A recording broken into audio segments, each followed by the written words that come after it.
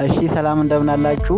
ዛሬ ዲግሪስ ኦፍ ኮምፓሪዝን ነው የምናየው። እንግዲህ ዲግሪስ ኦፍ ኮምፓሪዝን በሶስት ይከፈላሉ። ፖዚቲቭ ዲግሪ፣ ኮምፓራቲቭ ዲግሪ እና ሱፐርላቲቭ ዲግሪ ናቸው። እና ከፖዚቲቭ ዲግሪ ስንጀምር እንግዲህ ይሄ ፖዚቲቭ ዲግሪ ምንም ነገርን ኮምፔር የማያደርግ ነው፣ ወይም አንድ ነገር ላይ ብቻ ፎከስ የሚያደርግ ነው ማለት ነው። እዚህ ጋር እንደምታዩት ዘ ሲምፕለስት ፎርም ኦፍ አን አድጀክቲቭ ኦር አድቨርብ ዛት ዳዝ ኖት ኢንዲኬት ኤኒ ኮምፓሪዝን ነው። አንድ ነገር ላይ ብቻ ነው የሚያተኩረው እንጂ ሁለት ነገርን ወይም አንድ ነገርን ከብዙ ነገር ጋር ኮምፔር አያደርግም። አንድ ነገር ላይ ብቻ ነው የሚያተኩረው ማለት ነው። ለምሳሌ ሂ ኢዝ ቶል ይላል የመጀመሪያ ምሳሌ።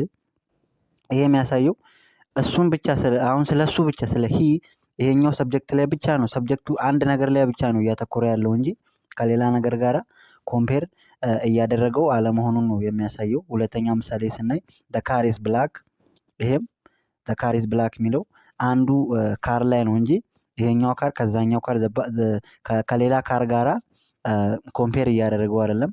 ይሄ ራሱ ላይ ብቻ ነው እያተኮረ ያለው። ሌላ ምሳሌ ስናይ ዘ ቡክ ኢዝ ኢንተረስቲንግ፣ ይሄኛውም አንድ ነገር ላይ መጽሐፉ ላይ ነው እያተኮረ ያለው። እሺ ሶስተኛ ምሳሌ ስናይ ሺ ራንስ ፋስት ይላል። እሷ ምን ታደርጋለች? በፍጥነት ነው የምትሮጠው ማለት ነው። ስለዚህ ይህም እሷ ላይ ነው ሺ የሚለው ላይ ነው እንጂ ያተኮረው እሷን ከሌላ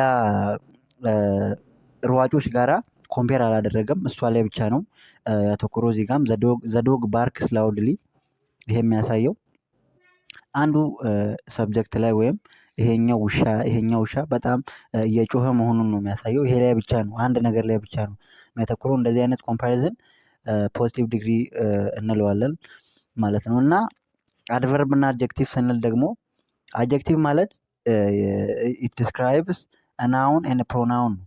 ስምንና ስምን ተክቶ ለምሳሌ አበበ ከምንል ሂ ብንል፣ ካሰች ብንል ሺ፣ እነሱም በቃ እነዚህ የመሳሰሉትን ለምሳሌ ካሰች ቦዝ ካሰች እንደ በቀሉ ከምንል ደይ ብንል፣ እንደዚህ ስምን ከምንገልጽ የስሙን ቦታ ተክቶ ለመግለጽ የምንጠቀምበት ፕሮናውን ይባላል ማለት ነው። እነዚህ ናቸው አድጀክቲቭ እና አድቨርብ ማለት።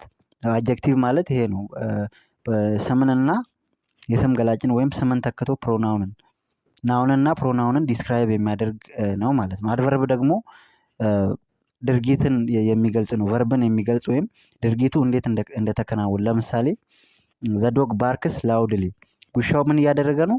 በጣም እየጮኸ ነው። ስለዚህ የሚያሳየው ድርጊቱ ይሄ እንዴት እንደተከናወነ ወይም ውሻው እንዴት እንደጮኸ፣ ድርጊቱ እንዴት ፐርፎርም እንደተደረገ የምንገልጽበት ነው። ወይም ሃው ዘ አክሽን ፐርፎርምስ የሚለውን እንገልጽበታለን በአድቨርብ ማለት ነው። እሺ ከሁለተኛው ኮምፓሪዝን ስንጀምር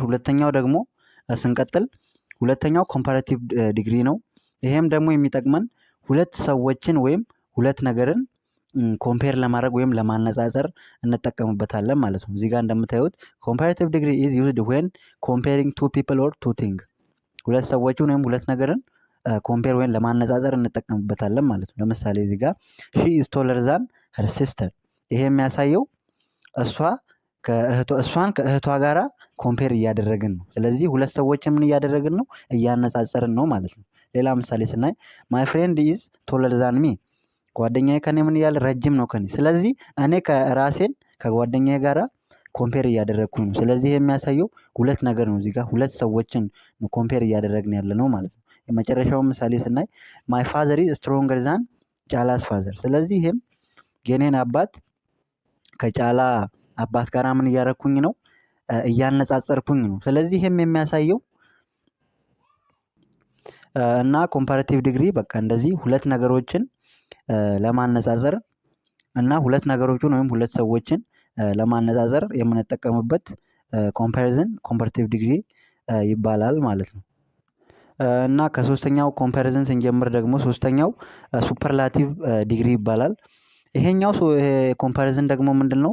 አንድን ነገርን ከሁለት ነገር በላይ ከሆኑ ጋር አንዱን ከሁለት ነገር በላይ ወይም ከግሩፕ ጋራ አንዷን ነገር ከብዙ ነገር ጋራ ኮምፔር ለማድረግ የምንጠቀምበት ነው። ወይም አንድ ሰውን ከብዙ ሰዎች ጋራ ኮምፔር ወይም ስናነጻጽር የምንጠቀምበት ኮምፓሪዝን ነው። እዚህ ጋር እንደምታዩት ሱፐርላቲቭ ዲግሪ ኢዝ ዩዝድ ዌን ዊ ኮምፔር ሰምዋን ዊዝ ቱ ኦር ሞር ዛን ቱ ፒፕል ማለት ነው።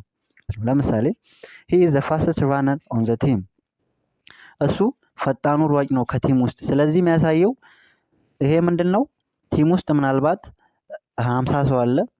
ከዛ በኋላ እሱን እያወዳደርን ያለነው አሁን ከቀሩት ከ59ኙ ሜምበሮች ጋር ነው ማለት ነው። ስለዚህ ይሄ የሚያሳየው አንዱን ሰው ከብዙ ሰዎች ጋራ ወይም ከግሩፕ ጋራ ኮምፔር እያደረግን ወይም እያነጻጸርን ነው። ወይም የሱ እዚህ ጋር ፈጣን ሯጭ መሆኑን ከነሱ የተሻለ ሯጭ መሆኑን ነው እያመለከተ። ይሄም የሚያመለክተው ደግሞ አንድን ሰው ከብዙ ሰዎች ጋራ ለማነጻጸር እንጠቀምበታለን ማለት ነው።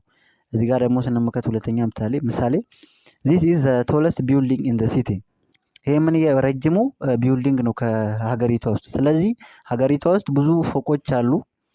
ነገር ግን እሱ ከቀሩት ፎቆች ውስጥ ምን ያለ ነው? ረጅሙ ቢልዲንግ ነው። ስለዚህ ይሄም የሚያሳየው ከቀሩት ከብዙ ቢልዲንጎች ጋራ ይሄኛውን ቢልዲንግ ኮምፔር እያደረግን መሆኑን ነው የሚያመለክተን ማለት ነው። እሺ የመጨረሻውን ምሳሌ ስናይ ደግሞ she is the smartest student in the class። እሷ ምኗ ተማሪ ናት? ጎበዟ ተማሪ ናት ከክላስ ውስጥ ማለት ነው። ስለዚህ ክላስ ውስጥም ያለው ብዙ ተማሪ ነው። ከነዛ ብዙ ተማሪዎች ውስጥ ደግሞ እሷ ብቻዋን እሷን ከቀሩት ከብዙ ተማሪዎች ጋራ ኮምፔር እያደረግናት ነው። ስለዚህ ይህም የሚያመለክተው እንደዛው አንድን ሰው ከብዙ ሰዎች ጋር ወይም አንድን ነገርን ከብዙ ነገር ጋራ ኮምፔር ለማድረግ የምንጠቀምበት ኮምፓሪዝን ምን ይባላል? ሱፐርላቲቭ ዲግሪ ይባላል።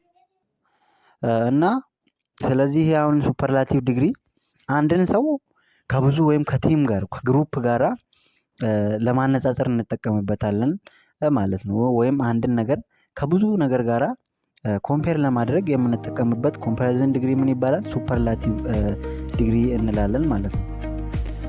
እሺ እንግዲህ የዛሬ ቶፒካችን ይሄንን ይመስል ነበረ። ቪዲዮን ከወደዳችሁ ላይክ ማድረጋችሁን እንዳትረሱ። በቀጣይ ቪዲዮ እስከምንገናኝ ድረስ መልካም ጊዜ